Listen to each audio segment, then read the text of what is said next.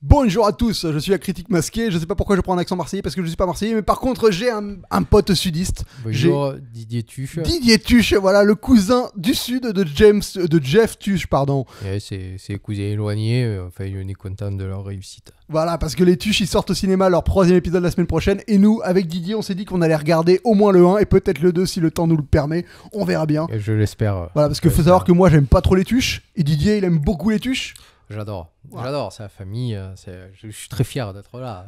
Et peut-être tu vas me donner envie de prendre l'accent toute la vidéo, ça va être un calvaire pour moi de c'est me communicatif, c'est le sud. Ah bah. C'est les Tuches, c'est communicatif, c'est ça. Tu vois, on est déjà dedans. Tu vois, t'es déjà en train de voir autre chose des Tuches. Mais alors, un Tuche du sud, est-ce que ça aime autant la pomme de terre qu'un Tuche du nord? Alors, ça l'aime, mais sous forme de soufflé. Soufflé cacahuète, soufflé fromage, mais pomme de terre comme base. Okay. Pomme de terre aussi, je pensais que ce serait plus la ratatouille, non, la bouillabaisse. Je voulais juste faire une aparté. Moi, ce que j'aime déjà dans ces films, c'est que souvent, c'est des films produits par Pathé. Et moi, le Pathé, j'aime bien.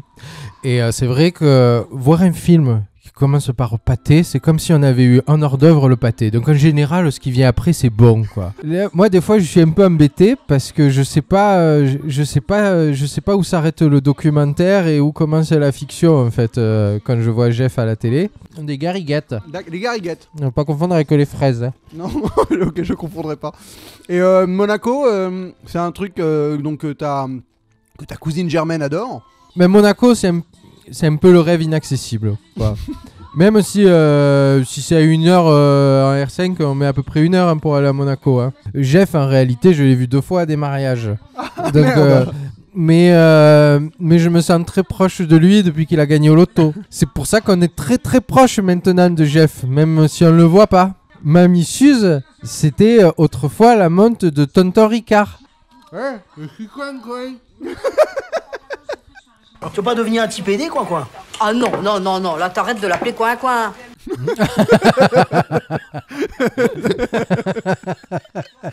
Non mais il y a quand même des trucs qui sont à garder, tu peux reconnaître là. Celle-là était pas mal. Putain, cette scène, qu'est-ce qu'elle m'énerve cette scène. Mais non, mais c'est quoi cette scène où il veut te faire du Apocalypse Now avec un hélicoptère? Enfin, c'est ridicule, c'est genre la référence, elle est tellement mal utilisée quoi. Oh, je suis atterré par cette référence, ça m'énerve. Ça c'est le truc, ça peut me rendre violent. Hein. Ça peut me rendre violent, ce genre de séquence. Genre moi je peux aller chercher de l'adresse d'Olivier Barou et j'ai envie de lui faire bouffer tout ton pot de chips. Rappelle-toi le début du film, finalement ils se contentent de peu, ces gens, ils mangent des patates, ils sont au chômage, ils se contentent de peu. Il fait pareil dans sa mise en scène, cet enculé. Lui c'est quand même un mystère de pourquoi les gens l'aiment. Enfin, pourquoi il est connu ce mec. Je peux vous aider? Si, son sketch sur Facebook là. Le sketch le plus facile des années 2010 quoi. Le sketch sur Facebook. Excuse-moi, ben fais-le toi. Ça joue pas terrible hein. Ça joue vraiment mal. Donc on vient de se mater les Tuches et franchement moi j'ai du mal quoi. J'ai du mal avec les Tuches. Moi j'aime bien et je pense qu'il y a plein de choses qui font que ce film il passe bien quand on le regarde. Bah oui voilà, c'est le côté basique quoi, des gens pauvres qui se retrouvent à avoir de la thune, qui vont dans un monde différent, les poissons hors de l'eau quoi. Mais moi je vois simplement ça comme on voit comme à la maison et on voit ce qui se passerait si on gagnait au loto. Et mais non parce que t'es pas con comme un Tuche. Je suis pas con comme un Tuche. Ah oui. Mais il y a plein de choses que les Tuches font que je fais aussi. Mais arrête, t'achètes pas une baraque à frites pour mettre dans ton jardin. Non mais je te parle de la vie d'avant. Je te parle. Moi, c'est ça en fait. C'est ça qui me plaît. C'est que les Tuches, bien sûr, j'ai pas des voisins aussi cons, mais ça pourrait être mes voisins. Jeff Tuche, il est quand même particulièrement idiot. Et à la fois, il y a des moments où il est pas totalement débile, quoi. Mais alors moi, ça me fait rire qu'il soit bête, tu vois. Ah oui, moi aussi. Ça, c'est le seul truc qui me fait rire du film. C'est ouais, moi, je trouve ça. Il me fait marrer. Et comme je te dis, il est dans un environnement que je côtoie. C'est le football amateur, les frites, le chômage, si tu veux. Enfin, c'est quelque chose qui parle. Le film fonctionne peut-être pendant 20 minutes, tu vois, avec le début où les Tuches débarquent à Monaco, mais à un moment où l'histoire se met en place, et là, ça a plus d'intérêt, quoi. En fait, ça nous montre qu'est-ce que ça pourrait être de gagner au loto et que quelqu'un un peu bête qui gagne au loto, qu'est-ce qu'il fait ? Et parce que souvent, nous, on se demande qu'est-ce qu'on ferait si on gagnait au loto, mais on se dit pas forcément ce qu'on ferait pas. Et là, il te montre ce qu'on pourrait avoir envie de faire, mais ce qu'il faut pas faire. Ouais, non, c'est sûr, faut pas aller à Monaco claquer tes millions dans des transferts de joueurs brésiliens. Ouais. Mais pourtant, on pourrait avoir envie d'aller. Je trouve ça incarne quand même le rêve de richesse et de luxe qu'on nous vend dans les magazines. Et alors, quel est ton personnage des tuches préféré là? Parce que qui t'a vraiment fait marrer dans ce film? Ah, mais moi, c'est Jeff. Moi, c'est le Jeff.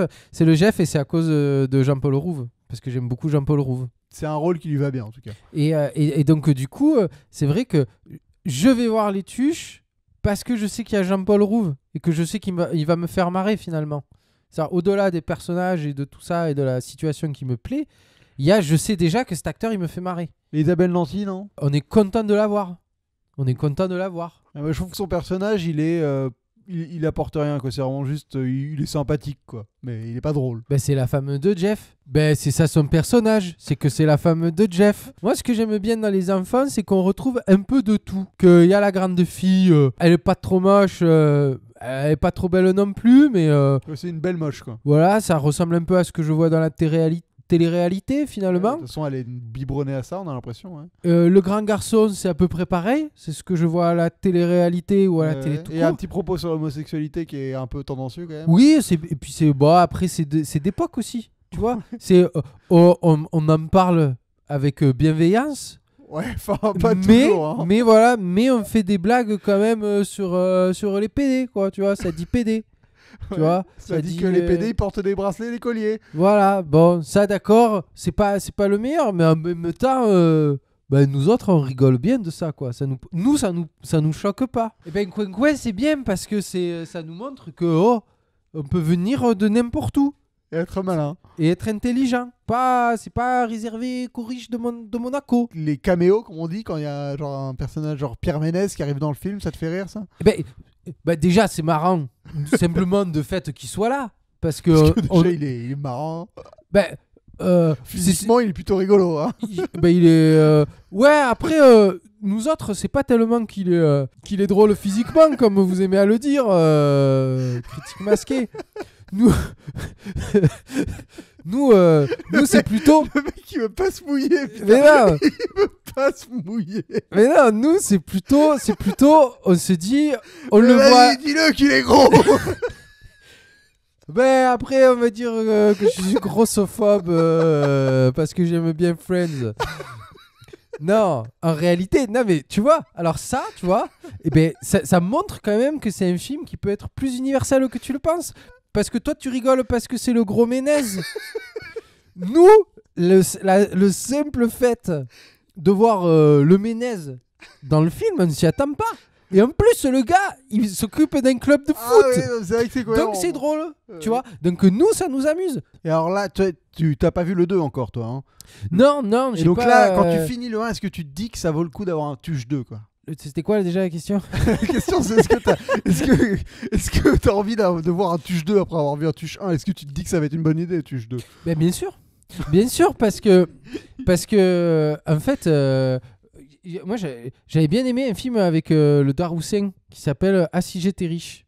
Oui. Et finalement, c'est la même chose. C'est un gars, il est normal. Et après, il gagne au loto. Sauf que dans Daroussin, il doit le cacher à sa famille. C'est ça qui est voilà. rigolo. Mais chacun gagne au loto à sa façon. Comme j'ai pas forcément beaucoup d'imagination et que mon imagination elle le porte sur des choses concrètes comme gagner au loto, quand je vois un film sur quelqu'un qui gagne au loto, j'ai envie d'en voir plus. Et il n'y a pas des trucs qui te... Enfin, je sais pas, la séquence par exemple où il essaie la voiture et qui est juste mais pourrie quoi, en termes de cinéma, il n'y a rien. La séquence où ils sont en hélicoptère qui est pourrie.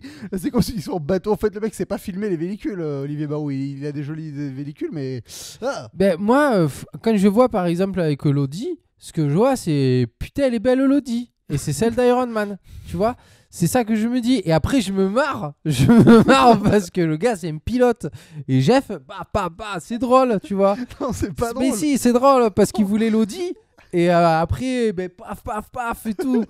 Et l'hélicoptère, putain, ils ont un hélicoptère. Et la fameuse scène avec Stéphanie de Monaco. Comment tu vas me la défendre celle-là?